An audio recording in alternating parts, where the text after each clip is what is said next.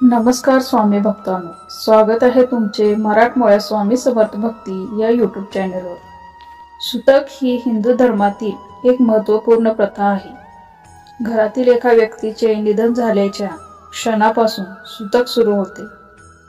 सुतकामध्ये काय करावे आणि काय करू नये यासाठी काय नियम आहेत, तर सुतकात पाळावयाचे नियम असे आहेत। सुतकामध्ये घरातील देवपूजा व कोणतेही मंगल कार्य करू नये अथवा कुठल्याही मंगल कार्यास जाऊ नये। सुतक पडलेल्या घरातील कोणत्याही स्त्री व पुरुषाने तिलक किंवा टिकली लावू नये। घरामध्ये 10 दिवस काळा चहा वगळता काहीही बनवू नये। आप्तेष्ट, शेजारी किंवा इतर नातेवाईक अन्न आणून देतात ते ग्रहण करावे। घरात अन्न शिजवल्यास त्यात फोडणी घालू नये। कुठल्याही देवळात जाऊ नये, मात्र देवतेचे बाहेरून दर्शन घेण्यास हरकत नाही। सुतकामध्ये केस व दाढी कापू नये। सुतक घरासोबत भावकीलाही लागू असते।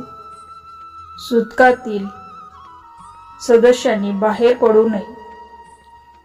दररोज अंघोळ करावी, मात्र कपाळाला तिलक लावू नये। सुतकामध्ये पलंग गादीवर झोपू नये।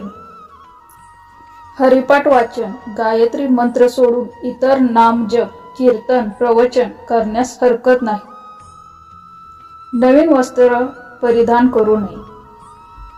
अत्तर वापरू नये।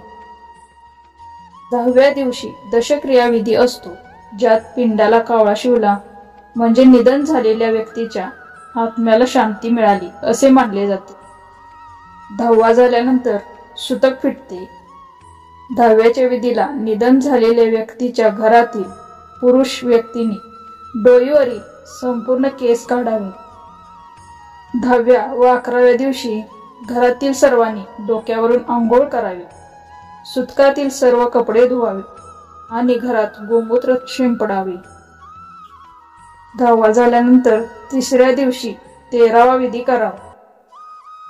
13व्या विधीला नातेवाईकांना बोलवावे आणि गोड धोड खायला करावे। या दिवशी मयत व्यक्तीच्या कुटुंबातील पुरुष सदस्यांना गंध लावून त्या परिवाराचं सुतक संपते। स्त्रियांनी 10व्या किंवा 13व्या नंतर टिकली किंवा गंध लावायला सुरुवात करावी। 14व्या दिवशी घरात निधन शांत व उदक शांत करावी आणि मगच घरातील देवपूजा करावी।